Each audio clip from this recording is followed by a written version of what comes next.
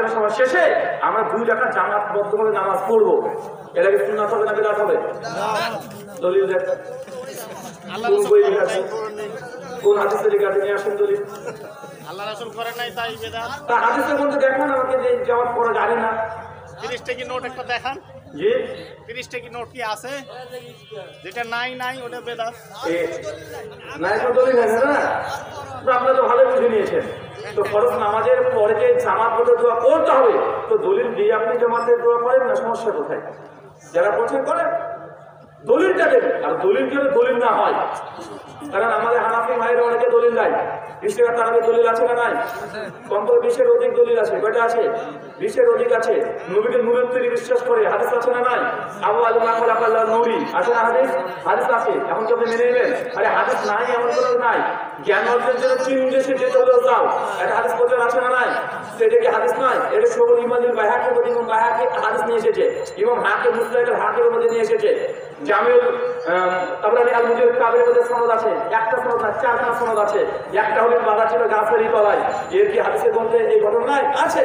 আল বিদায়া নিয়ে উঠিয়ে দেখেন আছে, এবং বাইহাকির দালাইল নবুয়তে আছে। তবে কি মুহাদ্দিসগণ হাদিসটা নিয়ে এসে করে বলছেন লা আসলা লাহু, এর কোনো ভিত্তি নেই, এই সনদ জয়ীফ, এটা মওযু মন্তব্য করে দিয়েছে। ফরজ নামাজের পর সম্মিলিত যে মুনাজাত, এই মতে সহিহ কোনো হাদিস পাওয়া যায় না। কিন্তু আমার চাচাদের মনে মধ্যে একটা প্রশ্ন, যে কেমন ভূমি আপনারা বলেন তো দোয়া করবো, হাত তুলে করবো না তো পা তুলে করবো নাকি? আরে হাতই তো তুলেছি, পা তো তুলিনি, তো এটা তুটা কেন হবে? খারাপ কি গেলে এখানে? আর আল্লাহর কাছে তো চাইছি, দুর্গার কাছে তো চাচ্ছি না। এটা হচ্ছে চাচা ফিলিংস। চাচা দোয়া মানে কি হাত তুলতে ব্যাপার তেমন না। দোয়া করার 3টে সিস্টেম শিখিয়ে দিয়েছেন। এক, কিছু কিছু দোয়া আছে আপনি নিজে একাই জীবন নড়িয়ে নড়িয়ে করবেন, দোয়া হয়ে যাবে, হাত তোলার দরকার নেই, ইমাম কেটা করে প্রয়োজন নেই। উদাহরণ, মসজিদে ঢোকার দোয়া আছে না নাই? হাত তোলেন, ইমামকে ডাকেন। মসজিদ থেকে বের হওয়ার দোয়া আছে না নাই? হাত তোলেন, ইমামকে ডাকেন। পায়খানা ঘরে ঢোকার দোয়া আছে না নাই? হাত তোলেন। পায়খানা থেকে বের হওয়ার দোয়া আছে না নাই? হাত তোলেন। বাড়ি থেকে বের হওয়ার দোয়া আছে না নাই? হাত তোলেন। পোশাক পরার দোয়া আছে না নাই? হাত তোলেন। জুতো পরার দোয়া আছে না নাই? হাত তোলেন। গাড়িতে ওঠার দোয়া আছে না নাই? হাত তোলেন। এতগুলো দোয়া, কয়েক শত দোয়া আছে, কি আপনারা হাত তোলেন কেন? সেটা আচ্ছা, রাত্রিবেলা যখন স্ত্রী কাছে যায়, ওই সময় দোয়া আছে না নাই? কে কে হাত তুলে করে দেখে দেখতে হাত তুলে দেখান তো কে কে করে। আর যারা মারামারি বেশি করছে দোয়া নিয়ে, যে দোয়া মানেই হাত তুলতে হবে, রাত 12টা থেকে হুজুরকে ফোন করে ডাকবেন, হুজুর বাড়ি পর্যন্ত তাড়াতাড়ি আসেন। কেন? এটা আপনি যখন দোয়া করবেন, তারপর আমরা একটা স্বামী স্ত্রী ঘরের মধ্যে থেকে আমি বলবো, তারপরে রাতের আগে 4টা চলবে। আপনারা আমাকে বলেন নাকি? কথা বলেন। আমাদের মধ্যে ধারণা রয়েছে দোয়া মানে হাত তুলতে হবে, আর ব্যাপারটা এমন না। যেখানে নবী দোয়া করেছেন হাত তুলে হাত তুলে দোয়া করেন, নবী যেখানে যে হাত তুলে দোয়া করেন করবেন না। কারণ কেউ যদি বলে আমি মসজিদে ঢোকার সময় দোয়া আছে, এখন এই দোয়াটা হাত তুলে করবো, এখন কি বলবেন আপনি? বলবেন এখন দোয়ার বই আম দলিল নিয়ে আসবেন যে দোয়ার আদব হচ্ছে হাত তোলা। আল্লাহ নবী নিজে বলেছেন, যে বান্দা 2 হাত তুলে আল্লাহ কাছে দোয়া করে, আল্লাহ খালি হাতে ফেরত দেয় না। আমাদের হাদিস 1488 নম্বর হাদিস, যদিও সনদের মধ্যে দুর্বলতা আছে। জাফর বিন মাইমুনা তিনি মুদাল্লিস তাফসীর করেছেন এই হাদিসের মধ্যে। এদিন হাফেজ সুবাইল যায়েদের মধ্যে সনদকে সহিহ বলেছেন। এই হাদিসের সনদ সহিহ নয়, যে তাই হলো মুসনাদে আহমদের ওই হাদিস, একজন ব্যক্তি কাবা শরীফের গ্রাফ ধরে 2 হাত করে দোয়া করছে, আর আল্লাহ কি বলছে যে দোয়া কিভাবে কবুল হবে? যা খেয়েছে সব হারাম, পোশাক পরেছে হারাম। তো হাদিস বলছে এখানে 2 হাত তুলে যদি হাত তুলে দোয়া করে, আল্লাহ খালি হাতে কেউ যদি কি করে লজ্জা পায়, তাহলে ওই ব্যক্তির দোয়া কবুল করে দিবে নাকি আল্লাহ? না। হাত দোয়ার যে আদব, হাত তোলা এর সব ক্ষেত্রে আদব নয়। যেখানে যদি হাত তুলে দোয়া করবে তখনই আদব, আর যেখানে তুলে সেখানে কি আদব? পায়খানা ঘরের দোকান দোয়া আছে, যেগুলো আসে হাত তুলে করে দিন হবে। স্ত্রীকে সমস্যা করবে, 2 জন লাগবেন দোয়া করতে একদম হাত তুলে আগে। হ্যাঁ, হুজুর সময় তখন আছে নাকি ভাই? বলুন কি? হ্যাঁ, আমার শর্টকাট হয় না তো। শেখ আব্দুল আল্লাহ শর্টকাট উত্তর দেওয়ার জন্য সমালোচনা বেশি হয়। অনেকে প্রশ্ন করছে 2 আযান জায়েজ না বেদাত? বলেন জি বেদাত। এখন ঝামেলা শুরু হয়ে গেছে, বেদাত বলে ওসমান কি বেদাতি বলে দিল।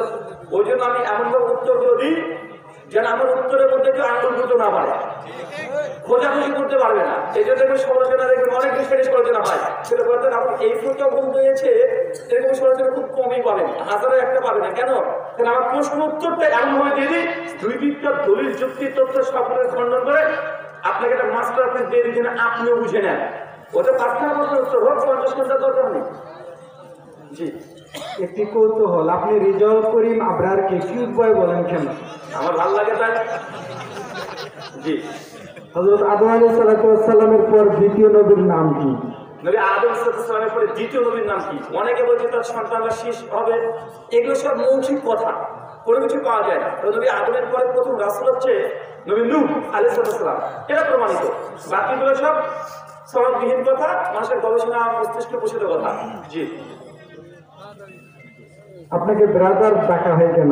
আমাকে ব্রাদার ডাকা হয় কেন? আচ্ছা রাহুল ভাই, আপনার ব্রাদার, আপনার বউ কি বলে ডাকে, আপনার মা কি বলে ডাকে? মানে এটা অনেকেরই বলেছেন, আমার কমেন্টও লিখে অনেকে আমাকে যে আপনার ব্রাদার রাহুল, আপনার মা কি ব্রাদার রাহুল বলে ডাকে?